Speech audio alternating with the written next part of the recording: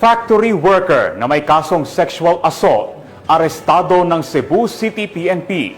Patrolwoman Judith Nicanor sa balita.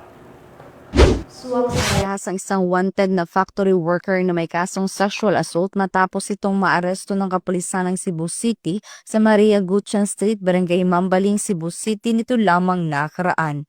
Kinilala ni Police Major Michael Jan M. Arandia, Station Commander ng Police Station 11 Cebu City Police Office, ang wanted na suspect na si Raymart, 33 anyos, na residente ng Purok Buntod, Barangay Hagimit, Nagas, Cebu.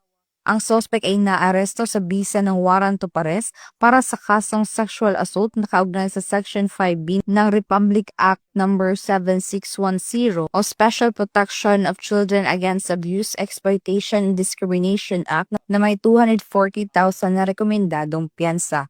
Ang pag-aresto kay Raymart ay nagsisilbing matibay na patunay ng tuloy-tuloy na pagsisikap ng CCPO sa pagsubaybay sa mga wanted na tao, isang malinaw na mensahe na walang sinuman ang makakawala sa batas.